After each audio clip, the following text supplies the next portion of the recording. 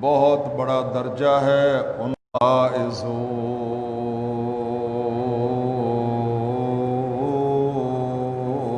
من ہو، اللہ تعالیٰ خوشخبری دیتا ہے انہیں اپنی مہربانی اور رضامندی کی، ورضوان اپنی رضا اور خوشی کی، وجنات لہم فیہا نعیم مقیم، اور ایسے محلات، ایسی جنات کی کہ جن میں اللہ تعالیٰ کی بے شمار نعمتیں ہیں اور یہ لوگ ان میں مقیم ہوں گے، خالدین فیہا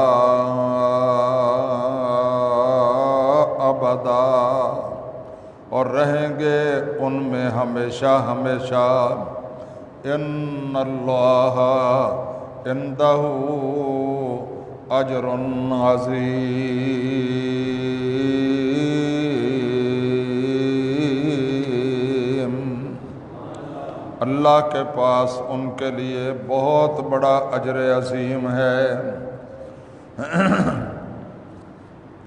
وقال رسول اللہ صلی اللہ تعالی علیہ وسلم،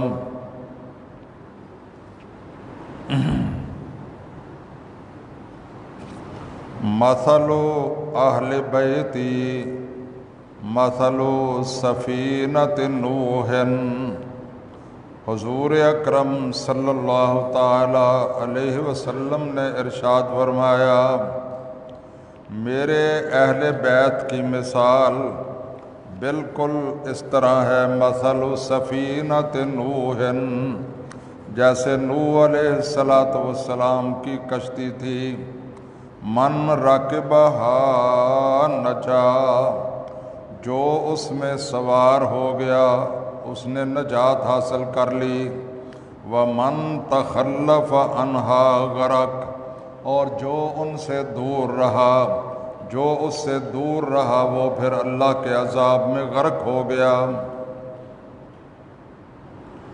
وقال النبی صلی اللہ تعالی علیہ وسلم، اثبتکم علی الصراط اشدکم حبا لأہل بیتی و اصحابی، سیدھا راستہ ان لوگوں کا ہے جو اللہ کے رسول صلی اللہ تعالی علیہ وسلم کہ اہل بیت سے بھی محبت کرتے ہیں، وہ اور آپ کے صحابہ کرام سے بھی محبت کرتے ہیں۔ وقال النبی صلی اللہ تعالی علیہ وسلم، اصحابی کالنجوم، حضور اکرم صلی اللہ تعالی علیہ وسلم ارشاد فرماتے ہیں، میرے تمام کے تمام صحابہ کی مثال آسمان کے ستاروں کی طرح ہے، فَبِأَيِّهِمْ مُقْتَدَيْتُمْ اهْتَدَيْتُمْ، جس کی بھی تم اتباع کرو گے ہدایت پا جاؤ گے۔ صدق اللہ العلی العظیم وصدق رسولہ النبی الکریم۔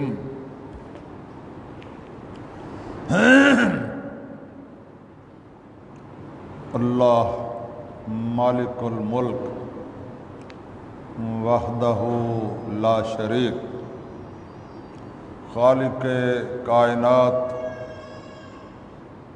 اور مالک ارض و سما کی حمد و ثنا، تعریف و تسبیح، مدح و ستائش کے بعد اسی ارحم الراحمین غفور الرحیم کی بارگاہ میں فریاد ہے کہ اے مولا کریم، ہم تمام حاضرین و حاضرات کی طرف سے بھی، سامعین و سامعات کی طرف سے بھی، اور روئے زمین کے تمام مسلمانوں کی طرف سے بھی اپنے حبیب پاک حضرت محمد الرسول اللہ صلی اللہ تعالی علیہ وسلم کی ذات گرامی پر لا تعداد ان گنت بے شمار اور بے حد و حساب درود و سلام کی بارش نازل فرما۔ ان اللہ و ملائکتہ یصلون علی النبی یا ایھا الذین آمنوا صلوا علیہ وسلموا تسلیما۔ اللہم صل علی محمد وعلی آل محمد کما صلیت علی ابراہیم وعلی آل ابراہیم انک حمید مجید۔ اللہم بارک علی محمد وعلی آل محمد کما بارکت علی ابراہیم وعلی آل ابراہیم انک حمید مجید۔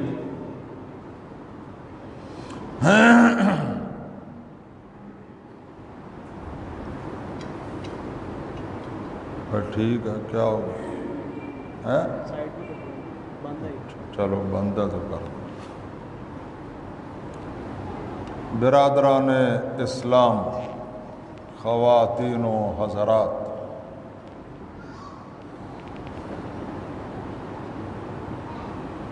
سب سے پہلے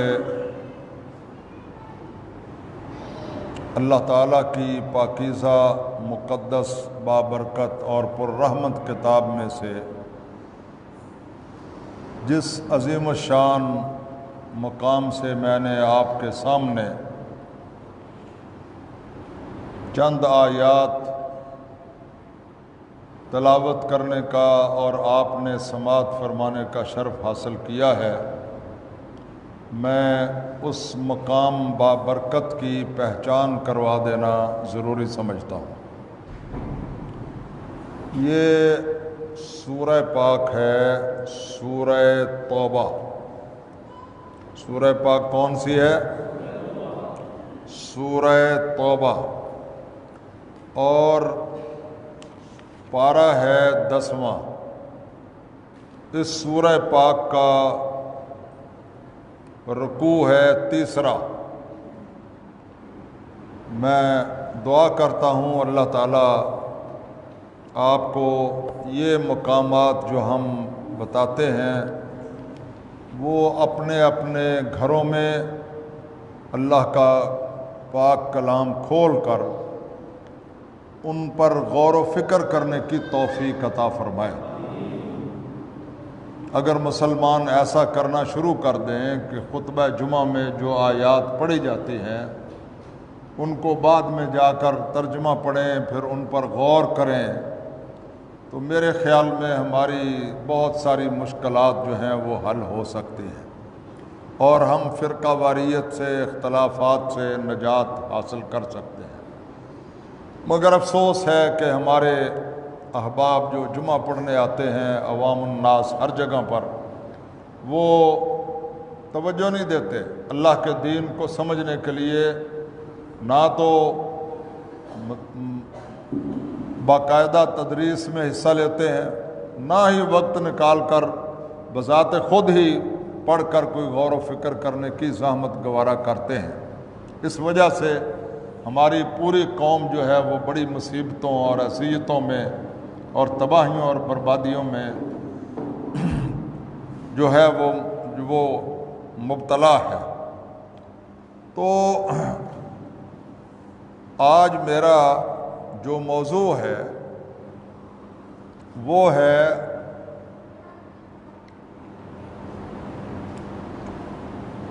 نواسہ رسول، جگر گوشہ بطول، جوانان جنت کے سردار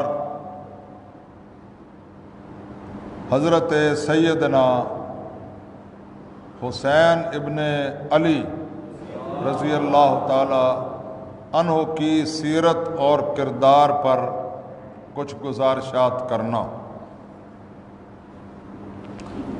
سب سے پہلے تو میں آپ کو یہ بتلانا چاہتا ہوں کہ یہ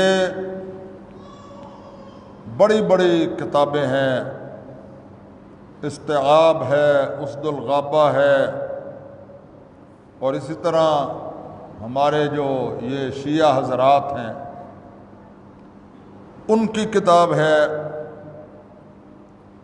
اسوہ حسین۔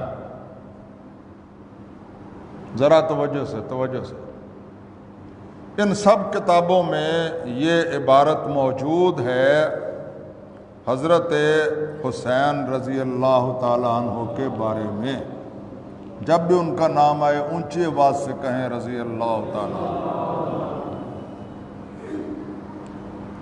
یہ الفاظ ہیں، ذرا سماعت فرما لیں۔ کان الحسین، کہ حضرت حسین رضی اللہ تعالیٰ عنہ کثیر الصلاۃ، اکثر نمازیں پڑھنے والے تھے، والزکوٰۃ، اور اللہ کے دیے ہوئے مال سے زکوٰۃ ادا کرنے والے تھے، والصوم، اور روزے رکھنے والے تھے، فرضی بھی اور نفلی بھی، والحج، اور بیت اللہ کا حج کرنے والے تھے۔ یہ انہوں نے ایک سال نہیں کیا بلکہ اکثر کرتے رہتے تھے۔ والصدقۃ، اور صدقہ و خیرات کرنے والے تھے، وافعال الخیر جمیعھا، اور وہ تمام کے تمام امور خیر یعنی اچھے کام، جمیعھا بالاتباع القرآن والسنہ، قرآن اور سنت مصطفیٰ کی اتباع میں جتنے بھی اچھے کام تھے وہ سب کے سب حضرت حسین رضی اللہ تعالیٰ عنہ سر انجام دینے والے تھے، ان سب کو سر انجام دیتے رہتے تھے۔ میرے بھائیوں اور بزرگوں، حضرت سیدنا حسین ابن علی رضی اللہ تعالیٰ عنہ، میں آپ حضرات کو دعوت فکر دے رہا ہوں کہ انسان کو اپنی عقل سے کام لینا چاہیے۔ سنی سنائی باتوں پر آنکھیں بند کر کے عمل کرنا یا لکیر کے فقیر کرنا، اس کی وجہ سے بڑی بڑی قومیں تباہی اور بربادی کا شکار ہو گئی ہیں اور اپنی منزلوں سے اور اپنے مقاصد سے دور ہٹ گئی ہیں۔ اس وجہ سے اللہ تعالیٰ نے بھی قرآن مجید فرقان حمید میں فرمایا لعلکم تعقلون، یہ ساری چیزیں ہم بیان کرتے ہیں تاکہ تم اپنی عقل سے کام لو۔ کسی جگہ پر فرمایا لعلکم تتفکرون، تاکہ تم غور و فکر کرو، سوچ و بچار کرو، تحقیق اور ریسرچ کرو۔ اور اسی طرح سرکار دو عالم، نبی مکرم، رسول معظم، پیغمبر اعظم، ہادی اکرم حضرت محمد الرسول اللہ صلی اللہ تعالی علیہ وسلم نے نبوت کی زبان وحی الہی کی ترجمان سے ارشاد فرمایا والعقل اصل دینی، میرے دین کی اصل جو ہے وہ عقل ہے، یعنی یہ دین جو ہے کوئی بے عقلوں کا نہیں ہے یا بے عقلوں اور دیوانوں کے لیے نہیں ہے، یہ عقل مندوں کے لیے ہے۔ وہ لوگ جو اپنی عقل سے کام لیں ان کو سیدھا راستہ اللہ تعالیٰ سمجھا دے گا، جو غور و فکر کریں گے، اور جو اندھوں کی طرح کسی کا بازو پکڑ کے پیچھے جا رہے ہوں گے وہ چاہے تو وہ کسی کنویں میں پھینک دے یا کسی دریا میں یا سمندر میں پھینک دے اس کو۔ اللہ تعالی ہمیں تحقیق کرنے کی توفیق عطا فرمائے اور سوچ و بچار کرنے کی توفیق عطا فرمائے۔ یہ کچھ کتابیں ہماری ہیں اہل سنت والجماعت کی، اور ایک معروف کتاب ان کی ہے۔ سب میں یہی چیزیں لکھی ہیں حضرت حسین رضی اللہ تعالیٰ عنہ کی سیرت مبارکہ کے بارے میں۔ میں آپ سے پوچھتا ہوں کہ آپ عدل اور انصاف سے ذرا سوچ کر عقل سے کام لے کر یہ بتلائیں کہ آیا یہ جتنے کام ان کے بارے میں لکھے ہوئے ہیں یہ قرآن و سنت کے مطابق ہیں یا نہیں ہیں؟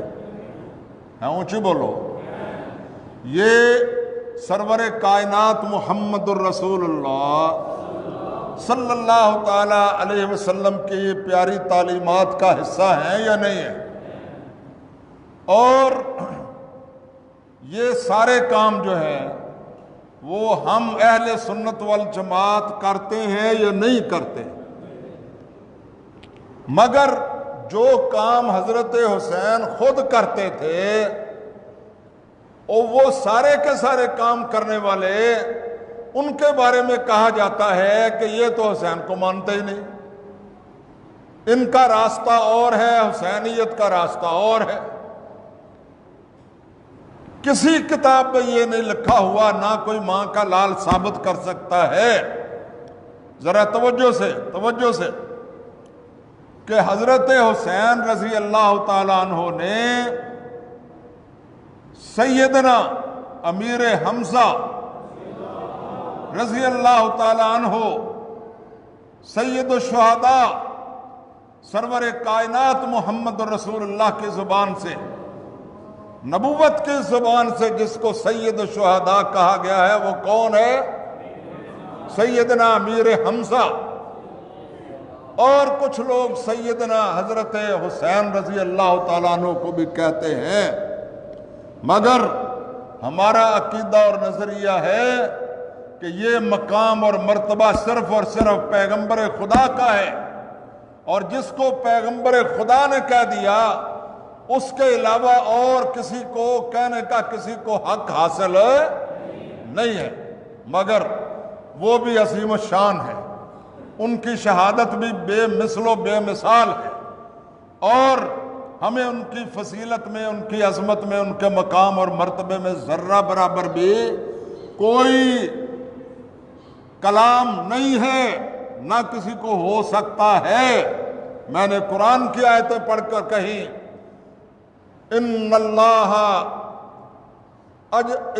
عند اللہ اجر عظیم، اللہ کے پاس ان کے لیے بہت بڑا اجر ہے۔ جو بھی شہید ہو گئے، اللہ کی راہ میں مارے گئے، یا جنہوں نے اللہ کی راہ میں اپنا مال جان خرچ کیا یا ہجرت کی، سب کے بارے میں ہے یبشرہم ربہم برحمت منہ، اللہ تعالیٰ ان کو خوشخبریاں دیتا ہے اپنی رحمت کی۔ دوسرا کون ہوتا ہے ان کے بارے میں اعتراض کرنے والا، کلام کرنے والا؟ اس کی حیثیت کیا ہے، اس کی وقت کیا ہے، اور اس کے کہنے سے کیا فرق پڑ سکتا ہے؟ اصل بات تو اللہ کی ہے اور اس کے پیارے رسول حضرت محمد الرسول اللہ صلی اللہ تعالیٰ علیہ وسلم کی ہے۔ اب ایک بڑی گہری سازش اور بڑی گہری پلاننگ کے تحت جو ہے کربلا میں جو واقعہ پیش ہوا، اور وہاں سیدنا حسین رضی اللہ تعالیٰ عنہ شہید ہو گئے، اللہ تعالیٰ ان کے درجات ہمیشہ بلند کرتا رہے، اور جن ظالموں نے ان کو شہید کیا اللہ تعالیٰ نے ان کو واصل جہنم کر دیا ہے۔ ہمیں کوئی دعائیں کریں یا نہ کریں، اللہ تعالیٰ آپ عدل و انصاف کرنے والا ہے، اور ان کی قسمت میں اللہ نے رکھ دیا ہے کہ وہ قیامت تک روتے رہیں گے، پیٹتے رہیں گے، اور اپنے منہ پر تماچے مارتے رہیں گے۔ یہ سزا ان کی دنیا میں ہے۔ قرآن پاک میں اللہ نے کہا وَلَنُذِيقَنَّهُم مِّنَ الْعَذَابِ الْأَدْنَىٰ دون العذاب الاکبر، اسی دنیا میں ہم ادنا عذاب ظالموں کو اسی دنیا میں بھی دیتے ہیں، اور اصلی عذاب جو ہے وہ ہم پھر دگنا چگنا جو ہے وہ آخرت میں دیں گے۔ یہ وہ لوگ ہیں جنہوں نے حضرت حسین کو شہید کیا تھا۔ میں آپ سے پوچھتا ہوں کہ حضرت حسین رضی اللہ تعالیٰ عنہ کو مدینہ طیبہ میں شہید کیا گیا، مکہ مکرمہ میں شہید کیا گیا، یا کہیں راستے میں شہید کیا گیا؟ اور یہ جو مدینہ طیبہ میں آپ سے پوچھتا ہوں، صحابہ رہتے تھے کہ شیعہ رہتے تھے؟ اونچی بولو۔ اور مکہ مکرمہ میں صحابہ رہتے تھے یا شیعہ رہتے تھے؟ اللہ تعالیٰ آپ کو جزائے خیر دے۔ پھر میں آپ سے پوچھتا ہوں کہ جب تک حضرت حسین بچپن سے لے کر حضور کی مبارک زندگی میں زمانہ نبوی میں مدینہ منورہ میں رہے تو ان کو کوئی تکلیف پہنچی؟ اور پھر زمانہ خلافت ابو بکر صدیق اکبر میں وہ مدینہ منورہ میں رہے، ان کو کوئی پرابلم ہوئی؟ کوئی شکایت ہوئی؟ اور پھر زمانہ سیدنا عمر فاروق اعظم رضی اللہ تعالیٰ عنہ میں وہ مدینہ منورہ میں رہے۔ میرے بھائی اور بزرگوں، کوئی ماں کا لال کہہ دے کہ ان کو فلاں تکلیف پہنچی، فلاں زخم پہنچا، فلاں ان کو صدمہ پہنچا، کوئی دنیا کا ماں کا لال کوئی اٹھ کر بتا دے۔ میرے بھائی اور بزرگوں، پھر سیدنا حضرت عثمان غنی رضی اللہ تعالیٰ عنہ کے دور میں وہ مدینہ منورہ میں رہے، کوئی پرابلم ان کو ہوئی؟ پھر حضرت علی المرتضیٰ شیر خدا کے زمانے میں وہ مدینہ منورہ میں رہے، ان کو کوئی شکایت ہوئی؟ پھر زمانہ خلافت حضرت حسن کے دور میں وہ مدینہ منورہ میں رہے، ان کو کوئی پرابلم ہوئی؟ ان کو کسی نے ان کی گستاخی کی، بے ادبی کی، کوئی ان کے ساتھ ذرہ برابر بھی کوئی زیادتی ہوئی؟ پھر 20-22 سال زمانہ خلافت امیر معاویہ رضی اللہ تعالیٰ عنہ میں وہ مدینہ منورہ میں رہے، ان کو کوئی پرابلم ہوئی؟ میرے بھائی اور بزرگوں، اللہ تعالیٰ ہمیں سوچنے کی توفیق عطا فرمائے، اور یہ ٹی وی چینلوں والے بھی جو یک طرفہ ٹریفک چلاتے ہیں، اللہ ان کو خدا کا خوف کرتے ہوئے عدل و انصاف کرنے کی توفیق عطا فرمائے، اور تحقیق و ریسرچ کے بعد بات کرنے کی توفیق بخشے۔ میں ان کو واضح طور پر کہتا ہوں کہ اسی دنیا میں جو تمہیں پیسے ملتے ہیں یا صلہ ملتا ہے، اسی کو سامنے نہ رکھو۔ کل قیامت کے دن تم نے اللہ کی عدالت میں بھی پیش ہونا ہے، اور کملی والے پیغمبر محمد رسول اللہ کے سامنے بھی پیش ہونا ہے، اور یہ تمہیں پتہ ہونا چاہیے کہ اللہ تعالیٰ نے واضح اعلان کیا ہے کہ اللہ تعالیٰ جو ہے وہ اپنے حقوق معاف کر دے گا، مگر اس کی مخلوق پر جو ظلم زیادتی یا بے انصافی کی ہوئی ہوگی وہ اللہ تعالیٰ معاف نہیں کرے گا۔ یہ اللہ کا اعلان ہے۔ اور تم جو یک طرفہ ٹریفک چلاتے ہو، بے عدلی اور بے انصافی کی، حضرت ابو بکر صدیق اکبر جیسے جانثار و وفادار کے خلاف، اور سیدنا عمر فاروق اعظم جیسے عظیم ترین فاتح، عظیم ترین بہادر اور سادہ ترین خلافت اور حکومت کرنے والے عظیم ترین خلیفہ کے لیے، جس کو کافر بھی، دنیا کے کافر بھی اپنے لیے مثال بنا کر ترقی کر رہے ہیں، اور جامع القرآن ذو النورین حضرت سیدنا عثمان ابن عفان رضی اللہ تعالیٰ عنہ، جنہوں نے قرآن کو جمع کرنے جیسی خدمت سر انجام دی، اور یہ آج ساری دنیا میں اللہ تعالیٰ نے یہ شرف حضرت عثمان کو دیا ہے کہ روئے زمین پر جس کے پاس بھی قرآن ہے وہ صحیفہ عثمانی ہے، اس کے علاوہ اور کوئی بھی قرآن کائنات میں اللہ نے رہنے نہیں دیا ہے۔ یہ کوئی معمولی باتیں؟ میرے بھائیوں، پرابلم کہاں ہوئی؟ جب میں آپ کو واضح بتلانا چاہتا ہوں ایک خلیفہ وہ بھی ہے کہ جو خلیفہ ہے، ہزاروں فوجیں کھڑی ہیں، خود حضرت حسن اور حسین جو ہیں نواسہ رسول وہ خود کھڑے ہیں ان کے دروازے پر، اور حضرت علی المرتضیٰ سمیت تمام کے تمام صحابہ، مہاجرین، انصار ان سے اجازت چاہتے ہیں کہ آپ ہمیں اجازت دے دیں، ہم یہ جتنے فسادی ہیں، یہ جتنے بلوائی ہیں، ان کو چند لمحوں میں صفحہ ہستی سے مٹا دیتے ہیں۔ مگر ایک خلیفہ وہ بھی ہے، اس نے کہا نہیں، میں نے اللہ کے رسول کو کہا ہے، میں نے اللہ کے رسول سے سنا ہے کہ ایک خلیفہ ایسا ہوگا کہ جس پر مسلمانوں کے خون کے دھبے ہوں گے، اللہ اس کی نجات نہیں کرے گا، اس لیے میں جام شہادت نوش کر لوں گا، مگر میں کسی ایک مسلمان کا بھی کلمہ پڑھنے والے کا خون اپنے ذمے میں لے کر نہیں جاؤں گا۔ لوگوں نے کہا تو پھر آپ شام چلے جائیں، وہاں امیر معاویہ کی حکومت ہے، آپ وہاں چلے جائیں۔ کہا میں وہاں اس لیے نہیں جاؤں گا کہ جوار رسول ہے، ہمسائیگی پیغمبر ہے، اور میں اپنی جان حضور کے قدموں میں ہی دینا چاہتا ہوں، ادھر سے چھوڑ کر میں اور کہیں بھی جانا چاہتا نہیں ہوں۔ لوگوں نے کہا مکہ مکرمہ چلے جائیں، فرمانے لگے کہ اگر میں مکہ مکرمہ میں جاؤں گا اور میری وجہ سے بیت اللہ میں کوئی پرابلم پیدا ہوگی یا حاجیوں کے لیے یا نمازیوں کے لیے، پھر بھی میں اللہ کے عذاب سے ڈرتا ہوں، لہٰذا میں یہیں رہوں گا، مگر میں کسی مسلمان کو قتل نہیں کروں گا، نہ کرنے کا حکم دوں گا، مگر کوئی بھی صورت ہو جائے میں روضہ رسول کو چھوڑ کر اور اپنی جان کو بچانے کے لیے میں ہمسائیگی پیغمبر کو چھوڑ کر کہیں جانا گوارا نہیں کرتا۔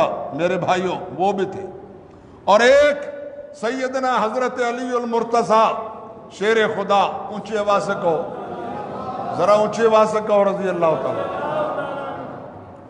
انہوں نے وہ تقوی کے لحاظ سے، طہارت کے لحاظ سے، ایمان کے لحاظ سے، خلوص کے لحاظ سے، للہیت کے لحاظ سے بہت ہی عظیم الشان ہستی تھے، مگر ان لوگوں کی طرح وہ سیاسی اتنی بلند اپروچ نہیں رکھتے تھے جتنی باقی خلفاء رکھتے تھے، اس لیے وہ کوفے والوں کے چکر میں آ گئے اور یہاں سے خلافت کو مدینہ طیبہ سے کوفے لے گئے۔ بات سمجھو، کہاں لے گئے؟ کوفے، اور پھر وہیں ان کوفیوں کی بے وفائی سے شہید ہو گئے، کوفیوں کی بے وفائی سے، لاپرواہی سے شہید ہو گئے۔ میرے بھائیوں اور بزرگوں، پھر وقت گزرتا چلا گیا، حضرت حسن رضی اللہ تعالیٰ عنہ کی خلافت آئی، پھر اس کے بعد امیر معاویہ رضی اللہ تعالیٰ عنہ، جب حضرت حسن رضی اللہ تعالیٰ عنہ نے وہ عظیم مدبر، بہت دور اندیش اور بہت بڑی سیاسی اپروچ رکھنے والی شخصیت تھے، سرور کائنات حضرت محمد رسول اللہ کی طرح، مگر ان کا نام کیوں نہیں لیتے؟ ان کی مجلس محفلیں کیوں نہیں کرتے؟ ان کو خراج عقیدت پیش کرنے کے لیے اور ٹی وی چینلوں پر ان کے تذکرے کیوں نہیں کرتے؟ حالانکہ سرور کائنات حضرت محمد رسول اللہ صلی اللہ تعالیٰ علیہ وسلم نے جب بھی کبھی نام لیا ہے، جب بھی فضائل بیان کرنے کے لیے، تو پہلا نمبر حضرت حسن کا رکھا ہے، دوسرا حضرت حسین کا رکھا ہے۔ کوئی دنیا میں ایسا قول نہیں ہے، کوئی حدیث نہیں ہے سرور کائنات کی جس میں حسین کو اللہ کے رسول نے پہلے رکھا ہو اور حسن کو بعد میں رکھا ہو، نہیں، جہاں بھی ہے الحسن والحسین، سیدہ شباب اہل الجنہ الحسن والحسین، پہلا نمبر حضرت حسن کا ہے اور دوسرا نمبر حضرت حسین کا ہے۔ اللہ اکبر اللہ اکبر، یہ بات ذرا توجہ سے پیار سے سماعت فرما لیں۔ اسی طرح چلتے چلتے ایک جملہ کہہ دو، پوری کائنات کے ذخیرہ احادیث میں جب بھی رسول اللہ صلی اللہ علیہ وسلم نے 3 یا 4 صحابہ کی فضیلت بیان فرمائی یا 10 صحابہ کی فضیلت بیان فرمائی تو سرور کائنات کی کبھی بھی ترتیب جو ہے وہ بدلی نہیں ہے۔ حضور نے جو ترتیب دی ہے وہ یہی ہے، ابو بکر فی الجنہ و عمر فی الجنہ و عثمان فی الجنہ و علی فی الجنہ، باقی بھی ساری اسی طرح۔ یعنی جب بھی سرور کائنات نے صحابہ کی فضیلت بیان کی ہے، پہلا نمبر حضرت ابو بکر کا، دوسرا نمبر حضرت عمر کا، تیسرا نمبر حضرت عثمان کا، چوتھا نمبر حضرت علی المرتضیٰ شیر خدا کا رضی اللہ عنہم اجمعین۔ یہ ترتیب میرے پیارے پیغمبر محمد رسول اللہ کی ہے، اور اللہ تعالیٰ کی بھی یہی ترتیب ہے۔ سارے کہو سبحان اللہ۔ اللہ ہماری قوم کو ذرا غور کرنے کی توفیق عطا فرمائے۔ اللہ نے بھی اپنے قرآن میں ترتیب یہی رکھی ہے۔ میں آپ کو پہلے بھی بتلا چکا ہوں، آج پھر آیت پڑھ دیتا ہوں، الذین انعم اللہ۔ یہ جو دن رات ہم دعا کرتے ہیں، یا اللہ ہمیں سیدھا راستہ دکھا جو انعام یافتہ لوگ ہیں، اللہ کہتا ہے انعام یافتہ کون ہے؟ فرمایا الذین انعم اللہ علیہم من النبیین، اللہ کے نبی ہیں، والصدیقین اور صدیق ہیں، والشہداء اور شہداء ہیں، والصالحین اور صالحین ہیں، اولیاء کرام ہیں۔ یہ درجے کس نے مقرر کیے ہیں؟ اللہ نے۔ نبیوں کے بعد صدیقیت کا درجہ کس نے رکھا ہے؟ اللہ نے۔ اب تم جو مرضی شور مچاتے پھرو، تمہاری کوئی دال گلنے والی نہیں ہے۔ مفت کا فساد ہے، فضول میں لوگوں کا وقت بھی ضائع کرتے ہو، اپنا بھی وقت ضائع کرتے ہو۔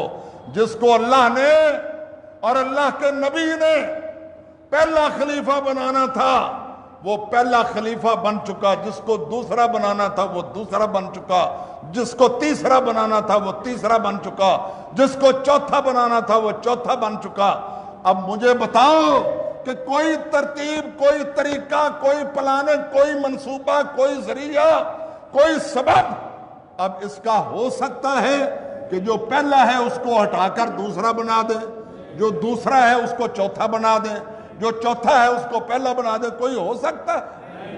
ممکن نہیں ہے۔ کوئی تبدیلی گزری ہوئی تاریخ میں، ماضی میں کوئی تبدیلی کرنا کسی کے لیے ممکن نہیں ہے۔ لہٰذا تم نے ایسا عقیدہ اختیار کیا ہوا ہے جو کبھی قیامت تک سچا ہو سکتا، ہمیشہ جھوٹا تھا اور ہمیشہ جھوٹا رہے گا۔ میرے بھائیوں اور بزرگوں، یہ ہمارا اہل سنت والجماعت کا عقیدہ ہے، اور میں یہ بھی آپ کو بتلانا چاہتا ہوں، اول تو ان میں کوئی تنازع ہوا؟ صحابہ میں کوئی تنازع ہوا؟ مدینہ طیبہ میں کوئی جنگ ہوئی؟ زمانہ خلافت ابو بکر میں کوئی جنگ ہوئی آپس میں؟ زمانہ خلافت عمر میں کوئی آپس میں جنگ ہوئی؟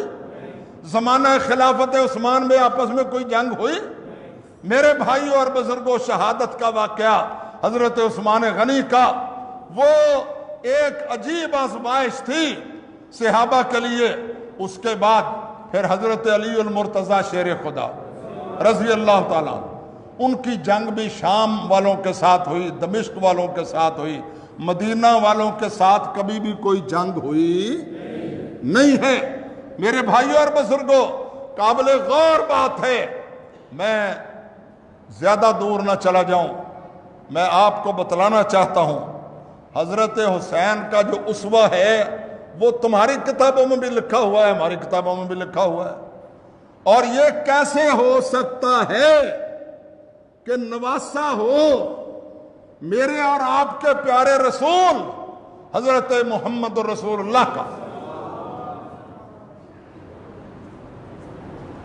لخت جگر ہو خاتون جنت حضرت فاطمہ الزہرا کا، اور نور نظر ہو حضرت علی المرتضی شیر خدا کا، جس کا نانا ہو محمد الرسول اللہ اور جس کی نانی ہو ام المومنین خدیجہ الکبریٰ رضی اللہ تعالی عنہا، اور جس کی تربیت حضرت علی المرتضی اور فاطمہ نے خود کی ہو، میرے اور آپ کے پیارے رسول نے خود کی ہو، مجھے بتاؤ کیا ایسا شخص جو ہے وہ محمد کے نظریے سے، محمد کے قرآن سے، محمد کے اسوہ حسنہ سے ادھر ادھر ہو سکتا ہے؟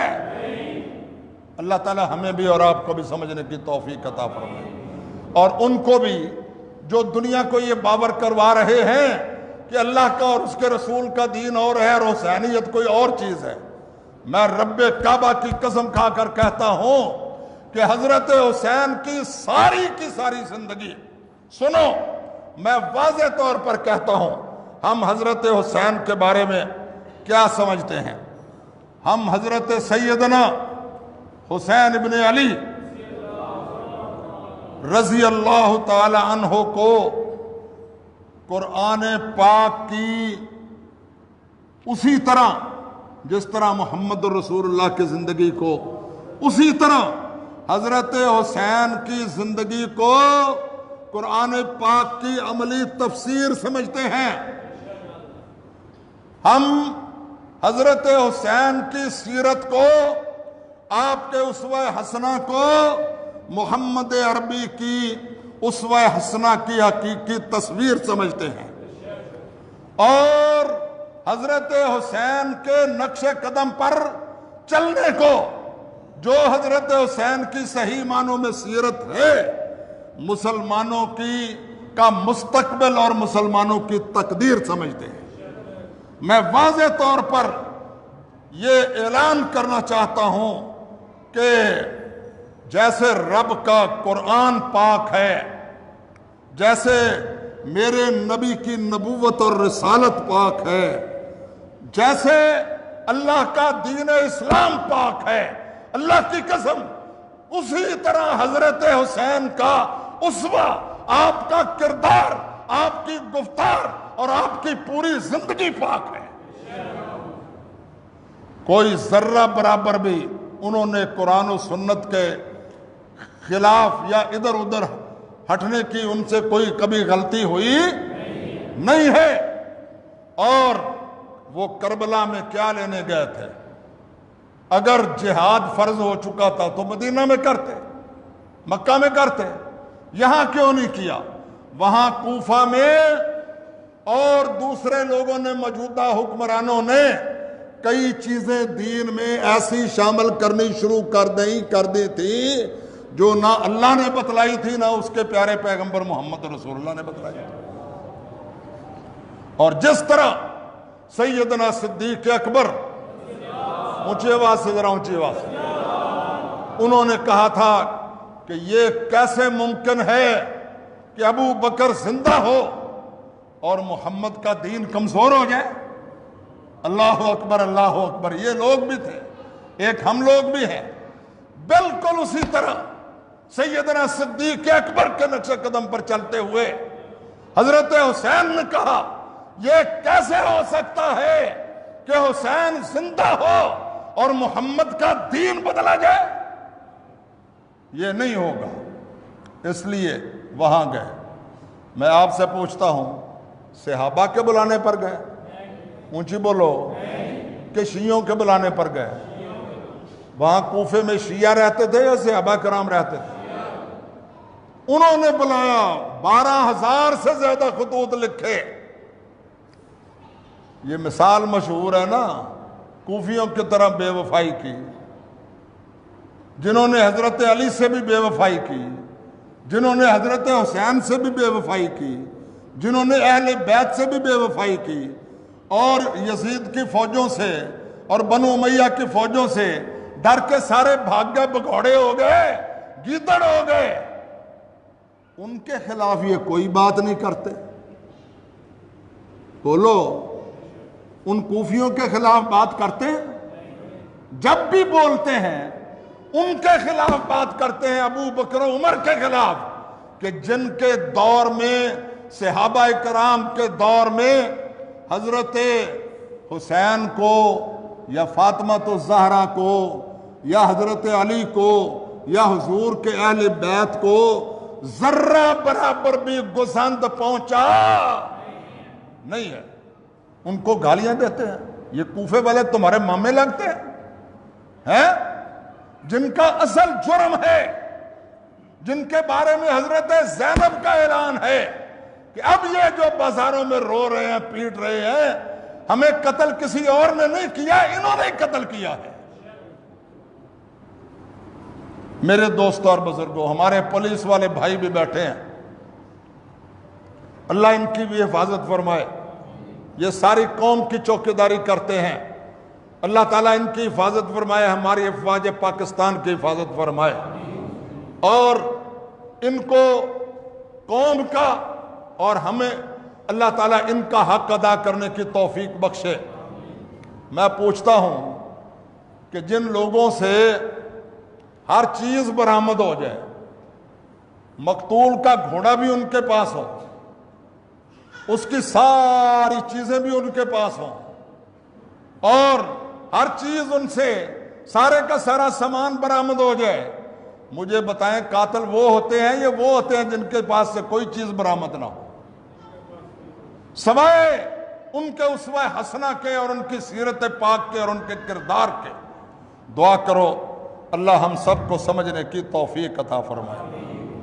حضرت حسین کس لیے گئے تھے؟ سارے کہو رضی اللہ تعالیٰ۔